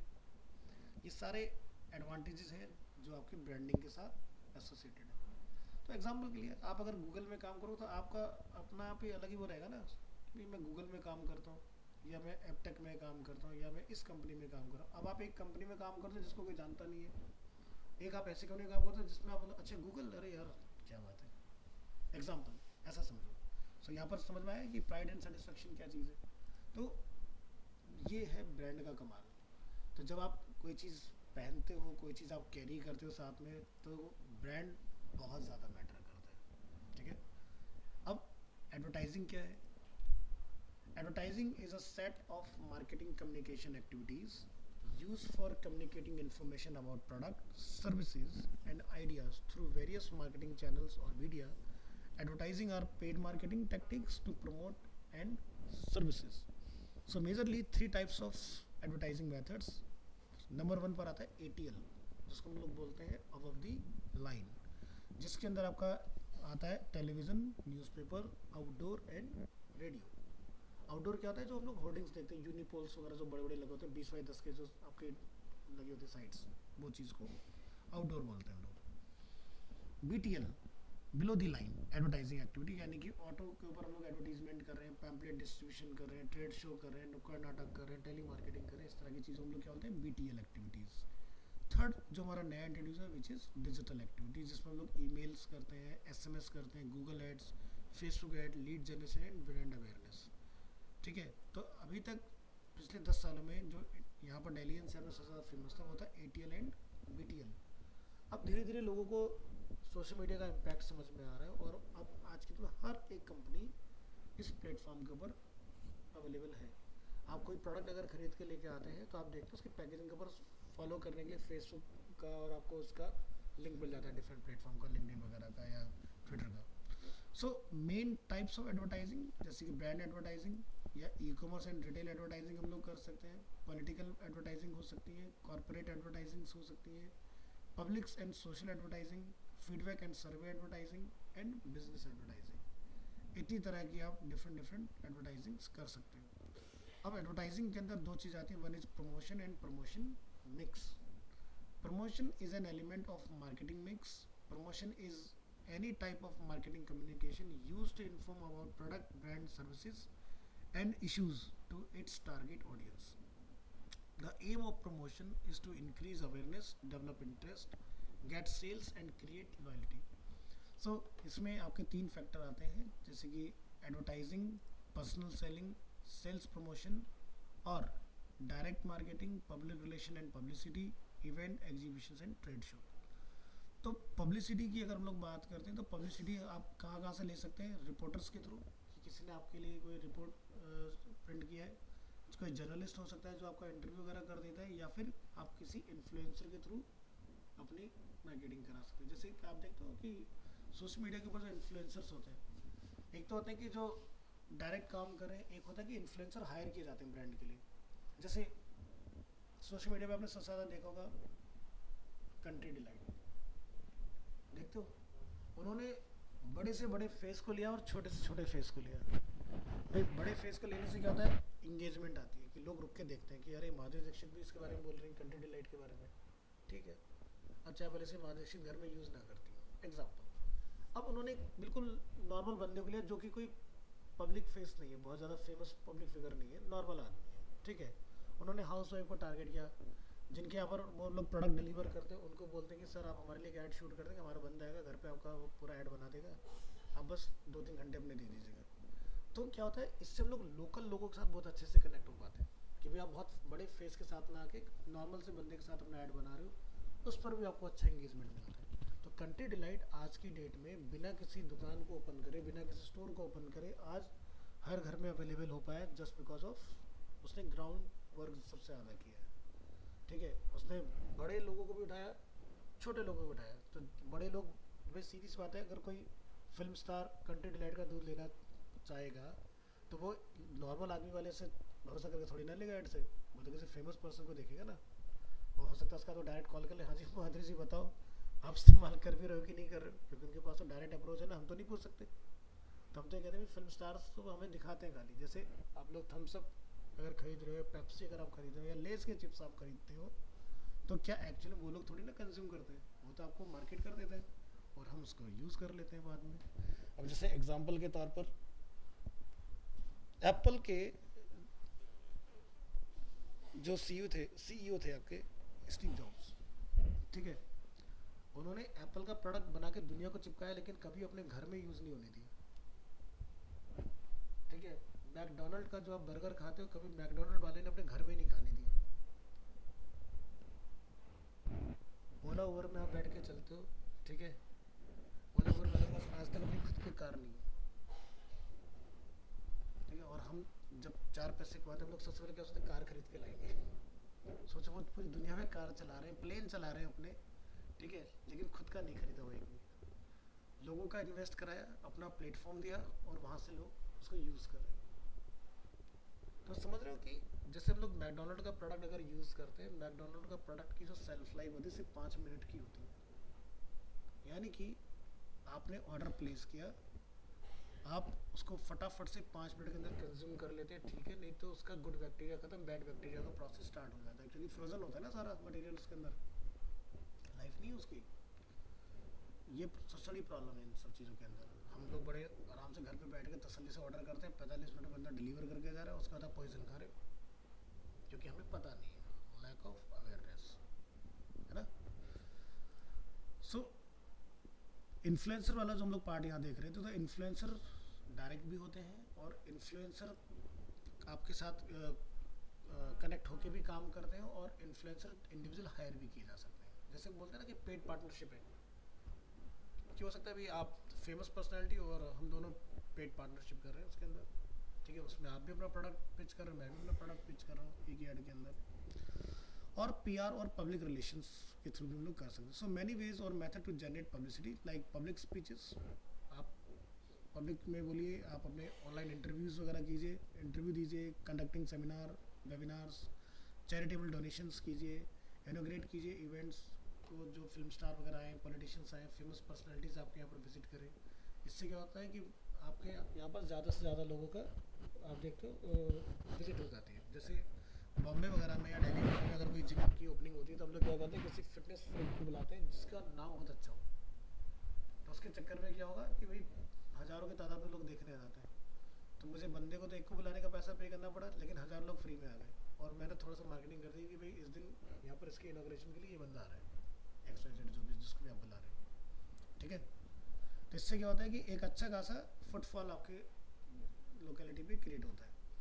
Highlight company achievements, कि भाई अपने company के milestone set करो, भाई हमने 2011 में start किया तो 12 में क्या हमने अचीव किया, 13 में क्या अचीव किया, 14 में क्या अचीव किया, इस तरह से। Highlight company social activities in public interest and use social media for free. तो सोशल मीडिया एक ऐसा प्लेटफॉर्म है जहाँ पर आप छोटी से छोटी चीज़ों को लेके अपडेट डालते रहिए, ताकि आपसे जो कनेक्टेड लोग हैं उनको अवेयर आपको इन्फॉर्मेशन मिलता रहे, वो लोग अवेयर रहे, अप टू डेट रहे आप उसको लेके। देखो सीधी सी बात है, डिजिटल मार्केटिंग के अंदर out of sight out of mind, और ये डिजिटल मार्केटिंग हर जगह काम करता है। कोई चीज़ आपके सामने रहेगी तो आपको याद में रहेगा, अगर आपके सामने नहीं होगी आप धीरे धीरे भूल जाओगे, चाहे वो रिलेशंस में ही क्यों ना हो। आप सामने रहोगे तभी आप चल पाओगे, तो इसलिए दिखना बहुत ज़रूरी है। कहावत है ना, इन्हें दिखोगे नहीं तो बिकोगे नहीं। तो प्रोडक्ट को जब तक लोगों तक पहुँचाओगे नहीं, तब तक वो आप लोगों के घर तक उसको डिलीवर नहीं करा पाओगे, पहले उसको कहीं दिखाना होगा। तो जैसे अभी तक क्या होते थे, शोरूम्स होते थे। अब शोरूम की जगह किसने ले लिया, ई कॉमर्स स्टोर्स ने। शोरूम में जाके मैं एक प्रोडक्ट देख सकता हूँ, दो देख सकता हूँ, वहाँ पर तो मैं हज़ारों लाखों देख सकता हूँ ना, और वो भी 360। ठीक है, उसके रिव्यूज़ भी मुझे मिल जाएंगे, अच्छा है बुरा है क्या है कैसा है। ठीक है, उसके बाद में फिर आप डिसीजन मेकिंग करते हो। तो आज की डेट में फिजिकल स्टोर्स की जगह पर ऑनलाइन स्टोर्स ज़्यादा अच्छा रेवेन्यू जनरेट कर रहे हैं, जस्ट बिकॉज ऑफ कि वहाँ पर एक मुझे ट्रस्ट है कि कल को अगर प्रोडक्ट ख़राब आएगा तो वो रिफंड रिप्लेस हो जाएगा, है ना। सर्विसेज जो आपको मिल रही हैं वो काफ़ी अच्छी मिल रही हैं। So what is public PR relations, जिसको हम पीआर बोलते हैं। PR is the best way to protect and enhance the reputation of any particular organization or firm.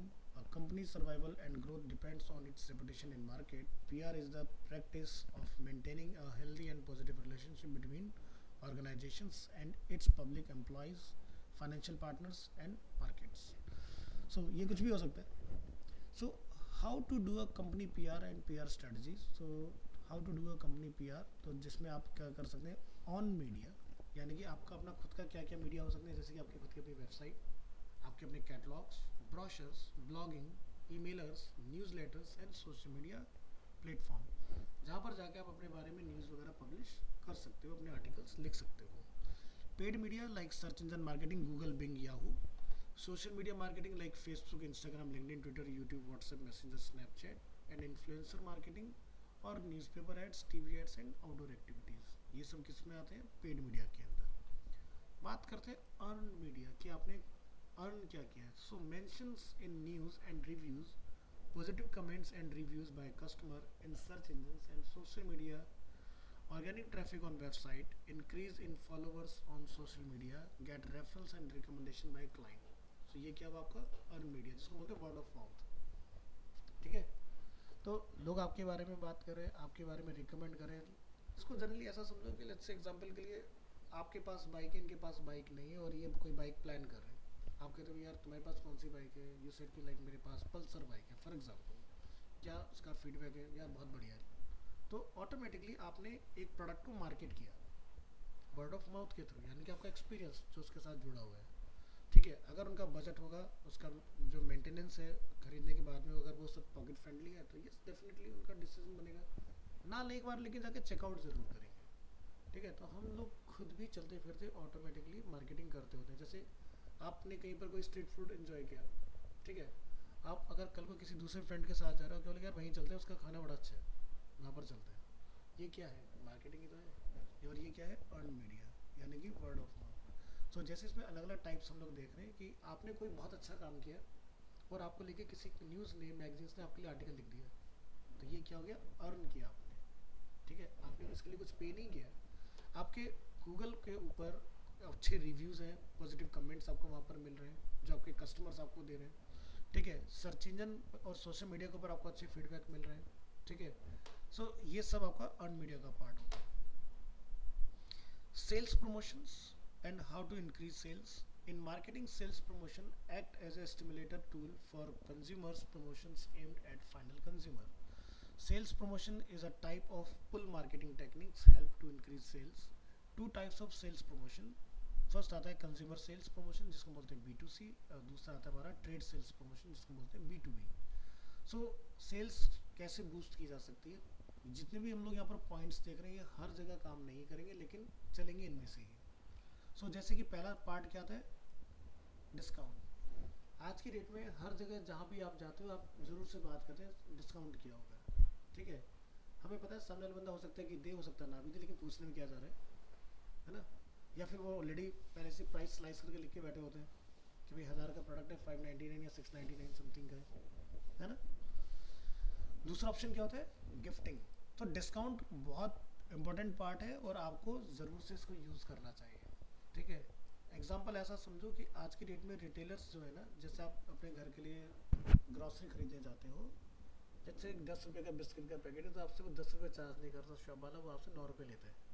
उसे ये पता है कि अगर मैंने 1 रुपये का डिस्काउंट किया, अपना मैंने प्रॉफिट कम किया, ज़िंदगी भर ये मेरे पास रहेगा, चाहे मैं इसको कल को 10 वाला 10 में ही दे रहा हूँ। ठीक है, हमारे दिमाग में सेट हो जाता है ना कि भाई वहाँ से सामान सही मिलता है, वहीं चलते हैं। ठीक है, तो ये होती है डिस्काउंट की पावर। ठीक है, गिफ्टिंग। आप आज के डेट में देखते हो सोशल मीडिया के ऊपर लोगों ने क्या कर रखा है कि भाई एक लैपटॉप खरीदना हम लोग 6 सामान गिफ्ट फ्री में दे रहे हैं आपको, उसमें ब्लूटूथ स्पीकर भी है, उसमें ये भी है और वो भी है, सारी चीज़ें, ठीक है। अब बंदा उस गिफ्ट के चक्कर में वहाँ पहुँच जाता है लेने के लिए, ठीक है कि भाई 6 चीज़ें में हमें वहाँ पर गिफ्ट में मिल जाएंगे, 10 चीज़ें में वहाँ पर गिफ्ट में मिलेंगी। कूपन्स, ठीक है। कूपन सबसे ज़्यादा कहाँ यूज़ होते हैं? आपके ई कॉमर्स स्टोर के ऊपर। जब आप जैसे ब्लिंकिट से कुछ ऑर्डर करते हो या अगर आप जोमेटो से कुछ ऑर्डर करते हो तो देखते हो कुछ कूपन कोड आते हैं, ठीक है। कुछ तो आपको बैंकिंग पार्टनर के साथ काम कर रहे होते हैं, जैसे कि आपका पेटीएम का है तो पेटीएम का अगर आप यूपीआई कर रहे हो तो आपका उसके ऊपर कोड होगा बना हुआ, आप डालोगे तो आपका प्राइस होगा, जो भी आपका अमाउंट होगा उसके ऊपर टोटल पे स्लाइस हो जाता है या परसेंटेज बेस होता है। फाइनेंसिंग ये कैसे काम करता है कि भाई एक बंदा है जिसको एसी खरीदना है लेकिन उसका बजट नहीं है, और आपका एक स्टोर है, ठीक है, फिजिकल स्टोर, वहाँ पर क्या है, हमने एक बजाज फाइनेंस वाले को उठाया हुआ है। बंदा आता है कि भाई हमारे यहाँ पर नो कॉस्ट ई 3 बनवाओ और एसी ले जाओ, या हो सकता है कि आपको कुछ भी ना देना पड़े, पहली किस्त भी आप अगले महीने पे करो, आपका डॉक्यूमेंटेशन हो रखा है पहले से बजाज फाइनेंस में, आपके पास कार्ड है। सो फाइनेंशिंग इंस्टीट्यूशंस की वजह से ही आज की डेट में दिल्ली एनसीआर में सबसे ज़्यादा कार्स देखने के लिए मिल रही है। 2011 से अगर आप देखोगे तो कार्स ऐसे बढ़ती गई, हर महीने अगर लोग एक कार का आंकड़ा देखते हैं, दिल्ली के अंदर 16 से 17 हज़ार एक ब्रांड अपनी गाड़ी बेच देता है, इतना बड़ा नंबर है just because of financing. Affordability नहीं है, लेकिन हमें पता है किस्तों में देना है, लाख रुपए पड़े हुए, चलो फाइनेंस करा लेते हैं, बाद की बात में देखेंगे। आईफोन कोई नहीं खरीदता just because of finance. Credit card no cost EMI, financial institution ने ऑप्शन दिया हुआ है, इसलिए इसका कंजप्शन बढ़ रहा है, नहीं तो आईफोन को भी कोई ना खरीदे। बहुत कम लोग हैं जो खरीद पाते हैं वन को में, वो है बिजनेसमैन। बिजनेसमैन को क्यों फ़ायदा होता है? क्योंकि भाई 18% की जीएसटी वो उसको क्लेम कर लेता है, उसका वो बेनिफिट आ गया, एक साल के अंदर वो उसको चेंज कर देता है तो उसकी आधी कॉस्ट वहाँ से निकल के आ जाती है, तो उसको वो एक एंड्रॉयड के बराबर ही पड़ रहा होता है। लेकिन एक आम आदमी के लिए लेना बेवकूफ़ी है। फिर क्या है? सैम्पलिंग। सैम्पलिंग का मतलब कि भाई आप कोई प्रोडक्ट लेके आ रहे हैं मार्केट के अंदर, जैसे लेट्स से एक नया मिल्क प्रोडक्ट है, ठीक है, जैसे हमने नमस्ते इंडिया की मार्केटिंग की थी इंडिया यहाँ पर दिल्ली एनसीआर में, सो हमने क्या करा था, उसके 250 ml की पैकिंग स्पेशली पैक करवाई थी, क्योंकि भाई एटलीस्ट एक चाय तो बना पाए ना बंदा, अगर लेके जा रहा है सैंपल के लिए। तो सैंपल में जब लोग लेके गए उसको, तो लोगों का फीडबैक हमें काफ़ी अच्छा मिला, मतलब मदर डेयरी और अमूल के कंपैरेटिवली नमस्ते इंडिया को लोगों ने बहुत अच्छा रिस्पॉन्स दिया, और आज की डेट में यूपी के अंदर सबसे ज़्यादा जो बिकने वाला मिल्क है वो नमस्ते इंडिया बन चुका है, और वो एक के बाद एक अपनी नई नई चीज़ें लेके आते रहते हैं, ठीक है। तो मिल्क से स्टार्ट किया, फिर उन्होंने बटर लॉन्च किया, फिर उन्होंने दही लॉन्च की, उसका छाछ लॉन्च की, अभी उन्होंने काउ मिल्क और अपना लॉन्च कर दिया है, ठीक है। तो ये क्या है? पावर ऑफ सैम्पलिंग, कि भाई बंदे को छोटे छोटे सैंपल पाउच बना के दे दो और उसके बाद उसका रिस्पॉन्स देखो। तो एक टाइम था 2011-12 तक मार्केट में सिर्फ चलती थी नेस्कैफे कॉफ़ी के अंदर, फिर एक प्रोडक्ट आता है which is called Bru. Bru ने क्या करा? सैम्पलिंग बनाई, उसने 10 पाउच कॉफ़ी के लोगों को ऐसी गिफ्ट कर दिए, लोगों ने ट्राई करके देखा, उससे ज़्यादा उनको बढ़िया लगा उसका टेस्ट, और आज की डेट में आपकी नेस्कैफे की सेल्स को गिराने वाली कंपनी बन चुकी है ब्रू मार्केट के अंदर, और सबसे ज़्यादा वाइड वैरायटी आज की डेट में उसी के पास है। बंडलिंग, बंडलिंग का रोल, आप जैसे जाते हैं ना फेस्टिव टाइम, अभी राखी वगैरह का गया, तो आप कहाँ जाते हो? हल्दीराम बीकानेर जाते हो, तो वो लोग क्या करते हैं? बंडल बना देते हैं, जिसमें स्नैक्स होंगे, आपके कुकीज़ होंगी, आपके स्वीट्स होंगी, सब चीज़ का एक बंडल बनाया, और उन्होंने इसका रेट सेट कर दिया 799 समथिंग। या फिर वो लोग क्या करते हैं? मिक्स मिठाई का एक बंडल बना देते हैं आपका, जिसमें 4 रो होती हैं, उसमें अलग अलग तरह के आपके स्वीट्स अवेलेबल होंगे, this is called again bundling, ठीक है। कॉन्टेस्ट, अब जब आपका जैसे देखते हो कि भाई दूज आता है, करवा चौथ आता है, तो उस तरह के उसमें क्या होता है, ये कॉन्टेस्ट सबसे ज़्यादा खिलाते हैं आपके कॉस्मेटिक वाले, तो एक्टिविटी कराते हैं, एक्टिविटी में जो जीत जाता है उसको कुछ दे दिया, लैक्मे का, मेबलिन का, कुछ उन्होंने अपना प्रोडक्ट है दे दिया, उस तरह का। तो कॉन्टेस्ट किसी फॉर्म में हो सकता है, जैसे अरीना के अंदर हम लोग कोई कॉन्टेस्ट करते हैं कि भाई सही आंसर दोगे तो हम आपको एक पेन टैबलेट गिफ्ट कर रहे हैं, तो ज़्यादा से ज़्यादा पार्टिसिपेशन होगा, बस क्रिएट होगा, है ना। फिर क्या? Refund and rebates. तो आज की डेट में ई कॉमर्स स्टोर क्या करते हैं कि भाई आपको एक नया फ़ोन खरीदना है, तो सीधी सा तो नया फ़ोन खरीदने जा रहे हो तो आपके पास 90% चांस होगा कि पुराना फ़ोन होगा, तो हम लोग क्या बोलते हैं आपको, भाई आप अपना रिबेट करा लो उस फ़ोन को वहाँ पर देके, यानी कि एक्सचेंज वाला जो पार्ट हो जाता है अपना, ठीक है। तो रिफंड एंड रिबेट्स में क्या हमें बेनिफिट रहता है कि भाई मैंने एक फ़ोन खरीद लिया वहाँ से, लेकिन मेरे फ़ोन में कुछ फॉल्ट निकल आता है, तो आपका वहाँ से क्या हो गया? रिफंड हो गया वो वाला पार्ट। एक्सचेंज ऑफर कि भी आपने एक डिवाइस दिया नया, आपने अपग्रेड कर लिया, ठीक है। फ्री ट्रायल्स, जैसे कि आप नेटफ्लिक्स चलाने जाते हैं, अमेजोन प्राइम जाते हैं, तो 1 महीने का फ्री ट्रायल दिया जाता है। क्यों दिया जाता है? 1 महीने में बंदा इतना एडिक्टेड हो चुका है, वो पैसे देगा ही देगा। हो सकता है कोई वेब सीरीज बीच में अटक जाए, वो वेब सीरीज के लिए आप लोग इतने एडिक्टेड होते हो कि आप चाहते हो कि ओवर दी नाइट ही खत्म कर दें सारे एपिसोड उसके, पहले दिन का वेट नहीं होता। ऐसे होता है ना। तो यानी कि अब बताओ, फ्री ट्रायल जो चला रहा होगा तो बंदा लेगा कि नहीं लेगा? 100% लेगा। फिर क्या है? ईमेल मार्केटिंग, ठीक है। ईमेल मार्केटिंग सबसे ओल्डर टेक्निक है, सबसे ज़्यादा हम लोग मार्केटिंग जो करते हैं वो ईमेल के थ्रू ही करते हैं। एग्जीबिशंस, जैसे आप लोग देखते हो आर्ट गैलरी शोज़ वगैरह होते हैं, या हम लोग जैसे कार के ट्रेड शोज़ वगैरह देखते हैं, ये सब क्या है? आपके एग्जीबिशंस, ठीक है। डेमोस्ट्रेशंस, जैसे आप अरीना आते हो, भी आपको कोर्स ज्वाइन कर रहे हैं तो उससे पहले एक डेमो ले लो, अगर आपको समझ में आ रहा है चीज़ें, ठीक है, टीचर का डिलीवरी पैटर्न आपको क्लियर है, तो उसके बाद आप चीज़ों को डिसाइड करते हो। जैसे हम लोग एक इलेक्ट्रॉनिक स्टोर में जाते हैं, मुझे एक टीवी खरीदना है, तो मैंने अलग अलग ब्रांड का डेमो लेके देखा भाई किसके अंदर रिफ्रेश रेट कितना बढ़िया है, कितना स्मूथ है, ठीक है, वो सारी चीज़ें। देन क्या है? कंटिन्यूइंग प्रोग्राम्स, यानी कि आप कंटिन्यूटी में मान लो लेट्स से कि आपने एक यूट्यूब के ऊपर एक कंटेंट क्रिएटर, आपने एक वीडियो बनाया और उसके नीचे आपने लास्ट में एक स्टेटमेंट दे दिया कि भाई अगर आपको इसमें इंटरेस्ट हो तो आप मुझे कमेंट में बताइए, तो मैं आपको इसका पार्ट 2 बना के दूंगा फॉर एग्जांपल, ठीक है। एपिसोड फॉर्म में हो गया, पार्ट फॉर्म में हो गया। नेक्स्ट क्या है? Quantity discount. तो ये जनरली आपका जो होलसेलर और रिटेलर के बीच में सबसे ज़्यादा चलता है। तो जब आप कोई सामान क्वांटिटी में खरीदते हो तो आपके प्राइस जो है वो कम हो जाते हैं उस केस में, कि बल्क ऑर्डर हमारे पास आया है। रिटेल में आपको महंगी पड़ती है चीज़ें, बल्क में आपको चीज़ें सस्ती हो जाती हैं। तो समझ में आ रहा है? और ये आपने कहीं ना कहीं अपनी डे टू डे लाइफ में एक्सपीरियंस की होगी हर जगह पर चीज़ें। तो जब आप कोई नया ब्रांड स्टैब्लिश कर रहे हैं तो आपको इस 16 पॉइंट को ध्यान में रखना है कि आपका ब्रांड इनमें से किन किन चीज़ों को लिस्ट कर सकता है अपने मॉडल के अंदर, ठीक है। तो डिस्काउंट तो लगेगा ही लगेगा, ठीक है। आप दो या दो बंदा आपसे पूछेगा ही पूछेगा जी डिस्काउंट क्या है उसके अंदर। नेक्स्ट हम बात करते हैं पर्सनल। ठीक है सर। यस। सर उसमें ट्रेड शो वाला पॉइंट रह गया, तो एक बार आप वो एक्सप्लेन करते हैं। ट्रेड शो जो हमारे जैसे हम लोग देते हैं दिल्ली वगैरह के अंदर, प्रगति मैदान के अंदर अपने नए नए प्रोडक्ट्स ला के शोकेस करते हैं, ठीक है। एग्जीबिशंस का मैंने आपको एग्जांपल दिया कि जैसे एग्जांपल के तौर पर हम लोग आर्ट गैलरी वगैरह के अंदर अपना आर्ट एग्जीबिशंस वगैरह करते हैं, है ना।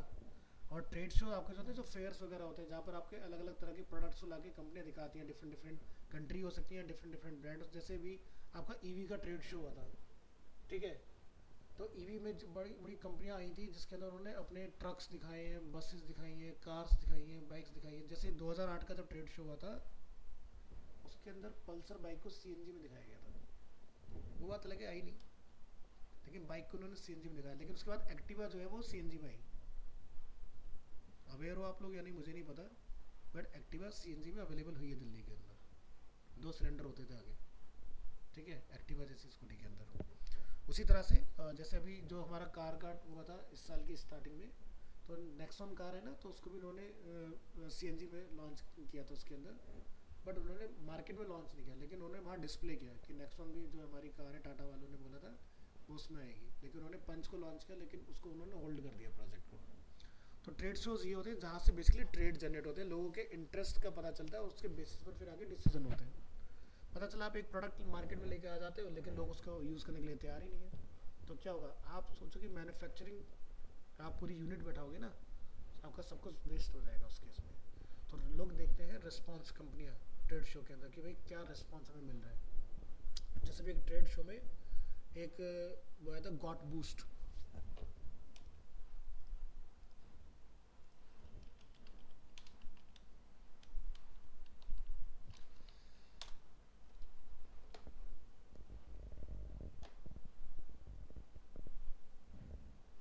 ये कंपनी है, ये अपना एक एआई ड्रिवन अपना एक डिवाइस लेकर आए थे हर एक तरह की कार के लिए ट्रेड शो के अंदर, जिन्होंने क्या बोला कि भाई आप इसको किसी भी कार में लगा सकते हैं, चाहे आपकी ऑल्टो हो, चाहे आपकी बिल्कुल टॉप नॉच कार हो, कोई भी एक सिंपल कार को आप इसके थ्रू स्पोर्ट्स कार में कन्वर्ट कर सकते हो। 17-18 हज़ार की डिवाइस आती है ये, जिसको आपने अपने इंजन में कॉन्फ़िगर कराना होता है।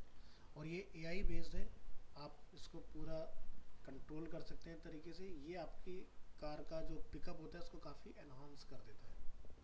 तो जैसे पुरानी कारें जो होती है ना, पिकअप ख़त्म हो चुका होता है, अगर आप कंपनी जाओगे तो वो करेंगे इंजन ओवरऑल करा लो, मत कराओ। 17-18 हज़ार रुपये में आपका काम चल रहा है, 2-3 साल गाड़ी के बचे तो बिंदास इसको लगा लो डिवाइस को। और अगर नई कार भी है उसमें भी लगा सकते हो। तो ये क्या करता है, आपकी फ्यूल एफिशिएंसी बढ़ा देता है। जैसे होता है ना कार के अंदर टर्बो होता है, ठीक है, तो टर्बो का काम क्या होता है, आपका 1200 सीसी का इंजन होगा तो 1500 सीसी की पावर बना देगा उसके अंदर, ठीक है। जो कि टर्बो फैन होता है, इतना आपका फ्यूल स्पीड से डालता है इंजन में, आपकी गाड़ी बहुत बूस्ट हो जाती है उससे। तो आज के डेट में देखोगे ना, तो जो पहले की कार होती थी 1200 सीसी की, उसका BHP होता है 65, और अब जो आपकी 1200 सीसी गाड़ी टर्बो चार्ज आ रही है उनका BHP होता है 120, 130, 140 इस तरह से। तो टाटा की जितनी भी कार है सब टर्बो चार्ज होती है 3 सिलेंडर इंजन के साथ। तो थोड़ा टेक्निकल चीज़ें हैं, इंटरेस्ट होगा तो उसमें बात करेंगे, नहीं तो नहीं करेंगे। तो ये सभी लोग अपनी अपनी गाड़ियों के अंदर इसको यूज़ करें, काफ़ी अच्छा रिस्पॉन्स है इसका। तो ट्रेड शो में क्या होता है, नए नए आइडियाज़ बिजनेस के लेके आए जाते हैं, आपके नई नई आपकी चीज़ें लॉन्च होती हैं। जैसे ईवी को लेके बहुत ज़्यादा लोग अग्रेसिवली काम कर रहे हैं आज की डेट में। अभी जैसे बीच में लास्ट ईयर जो ट्रेड शो होता है उसमें फ्लेक्स फ्यूल आया था। फ्लेक्स फ्यूल क्या है कि भाई आपकी कार जो होती है, पेट्रोल स्पेसिफिक होती है, डीजल स्पेसिफिक होती है। फ्लेक्स फ्यूल आया कि हम लोग कार में चला सकते हैं। आप गाड़ी में एथेनॉल डालो तो भी चलेगी, पेट्रोल डालो तो भी चलेगी, अल्कोहल डालो तो भी चलेगी। जिससे पावर ऑफ फ्लेक्स फ्यूल, उसकी फिर लोगों ने किट बनाई, टाटा ने बनाई, कि आप किसी भी कार को फ्लेक्स फ्यूल में कन्वर्ट कर सकते हो। तो इस तरह की चीज़ें।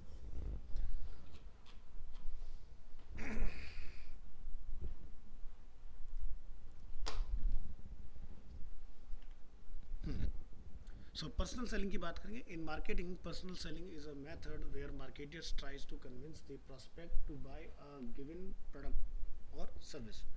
Personal selling is the most effective but little costly promotional method. The purpose of personal selling is to sell the product and services to the prospects because prospects is the targeted customer.